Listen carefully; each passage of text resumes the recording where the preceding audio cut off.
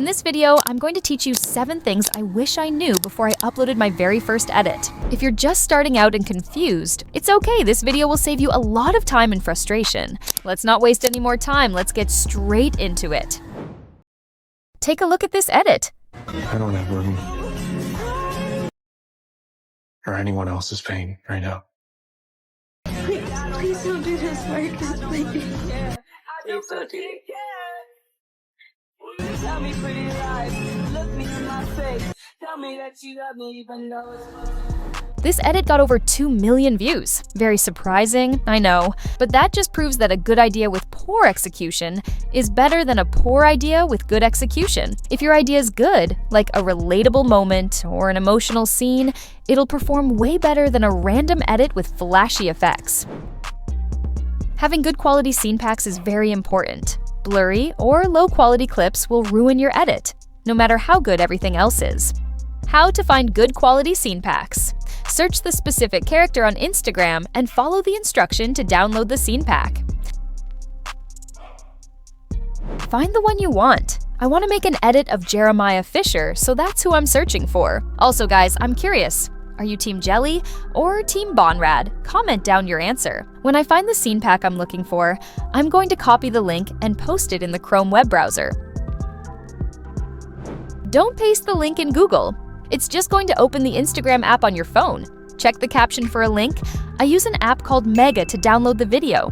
I know some people use Google Drive, so use whatever you prefer. Now I'm going to copy and open this link in a new tab. Now I'm going to click, get link, skip the ads, wait 10 seconds or more. I've waited for an hour before, but if you can't wait for an hour, just find another scene pack. Not all scene pack creators use this method. A lot of them are straightforward. I'm going to click the mega link. If you guys want a list of scene pack accounts to follow, check out my Instagram and follow the scene pack accounts that I follow. This particular scene pack has other characters in it. I'm just going to download only the Jeremiah scene pack for now. After downloading your scene packs, import them into Capcut and trim out all the unnecessary parts. Change the aspect ratio of all your clips to 1:1, which I recommend, or 9:16. Don't forget to mute your clips, or you'll have a really weird audio. Then, reduce the speed of each clip to about 0.4 speed and click Smooth Slow-Mo, then Better Quality. When you're done adding the slow-mo, export the video. This is your new Twixtor scene pack. You can use this scene pack to create a lot of edits. Start by adding a black image, or any image as your background. I don't add videos because I don't want my CapCut to lag. Change the aspect ratio to 1:1, and adjust as necessary. Extract the song you need and mark the beats carefully. Try to place the beats on the parts of the audio wave, where you see a spike.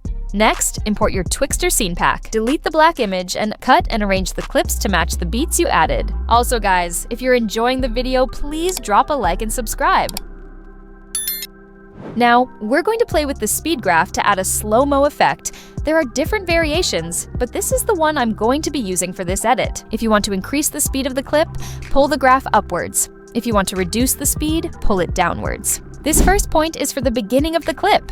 If you want the beginning to be sped up, you'd have to pull this upwards. You can apply this to the end of the clip too. I'm going to add the slow-mo to all my clips.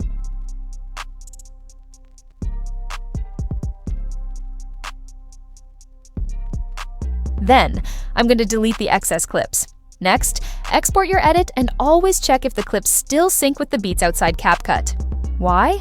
Because CapCut lags all the time, and what looks perfect inside might be off after exporting. If something doesn't match, adjust that clip and export again. Once everything matches perfectly, you're ready to move on. Now, I'm going to add this smooth slow-mo that makes the clips a lot smoother. I'm going to add it to all my clips. Now, we're going to add some simple effects to spice up the edit. First, we're going to add zoom. To do that, put a keyframe at the start and at the end of your clip. Increase the size of the keyframe at the end for zoom in, or do the opposite for zoom out. By the way, I might make a more detailed video on this. If you want that, pause this video and comment the word zoom. After adding the zoom, go to graph and follow my lead.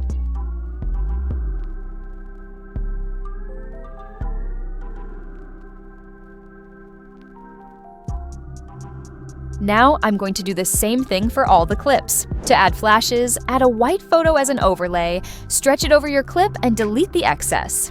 Then select the white photo, go to Splice, select Overlay, and adjust the brightness. Finish by going to Animation, then Out, select Fade Out, and fade out the entire clip. Now copy the white overlay and move it under the next clip. Do the same thing for the rest of your edit.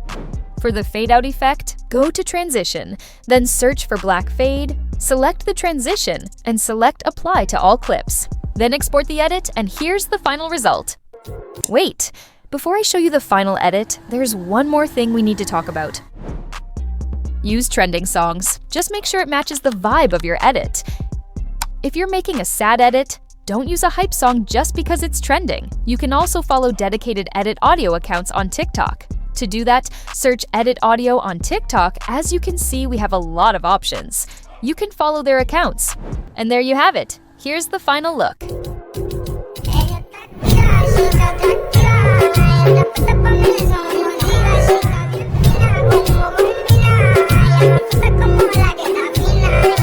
This video was just the beginner-friendly version to help you get started. If you want to learn how to add transitions like these, subscribe. I'll be dropping more tutorials very soon. With that being said, I just want to say a big thank you to everyone that watched till the end, and I hope you have a great rest of your day.